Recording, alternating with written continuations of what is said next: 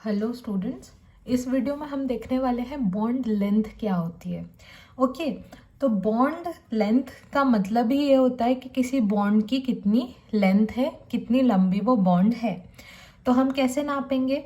It is the distance between nuclei of two bonded atoms in a molecule.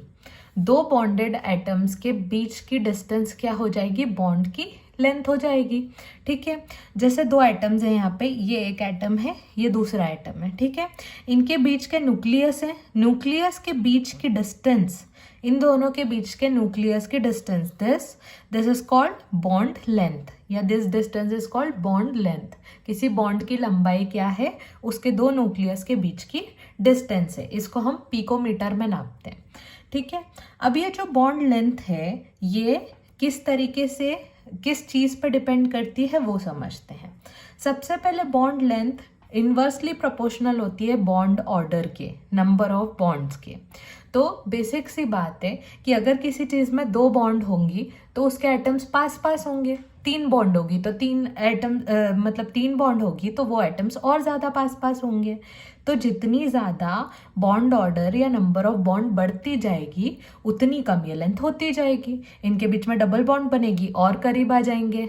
ठीक है, तो इस तरीके से बॉन्ड लेंथ बॉन्ड ऑर्डर के क्या होती है? इन्वर्सली प्रोपोर्शनल होती है। जितना ज़्यादा बॉन्ड ऑर्डर उतनी कम बॉन्ड लेंथ। ठीक है, अब बॉन्ड लेंथ इन्वर्सली प्रोपोर्शनल होती है बॉन्ड स्ट्रेंथ के। कैसे? बॉन्ड की स्ट्रेंथ जितनी ज़्यादा होगी उतनी कम उसकी बॉन्ड लेंथ होगी। जैसे यहाँ पे एटम्स बहुत क्लोज हैं एक दूसरे के, ठीक है, तो इनकी स्ट्रेंथ अच्छी होगी ऑब्वियसली, क्योंकि पास पास हैं अगर एटम्स तो उनकी स्ट्रेंथ ज़्यादा होगी। ठीक है, ऐसे बॉन्ड डिसोसिएशन एनर्जी के भी इन्वर्सली प्रोपोर्शनल होगी। क्यों?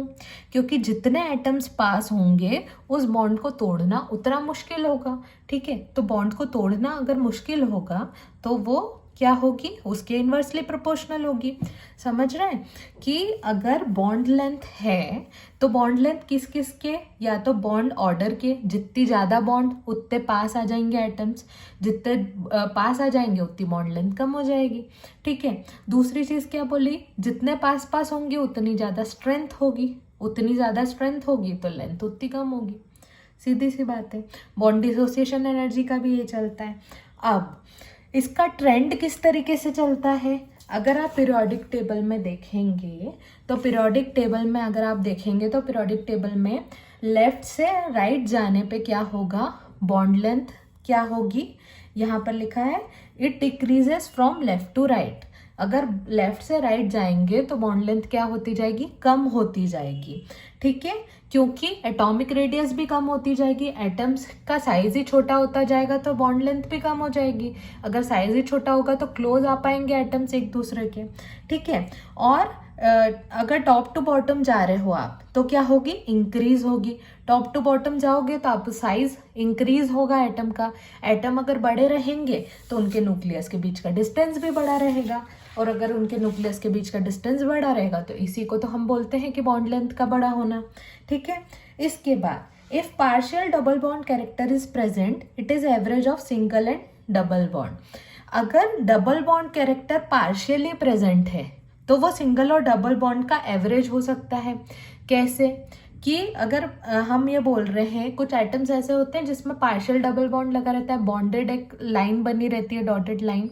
ठीक है, तो वो क्या रिप्रेजेंट करती है? वो ये रिप्रेजेंट करती है कि डबल बॉन्ड भी नहीं है, सिंगल बॉन्ड भी नहीं है, एक पार्शियल डबल बॉन्ड कैरेक्टर है।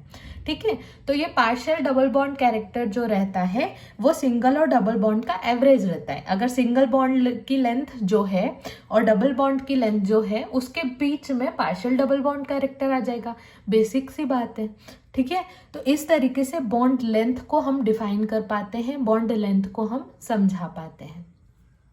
अगर आपको वीडियो अच्छा लगा तो please subscribe and keep watching. Thank you.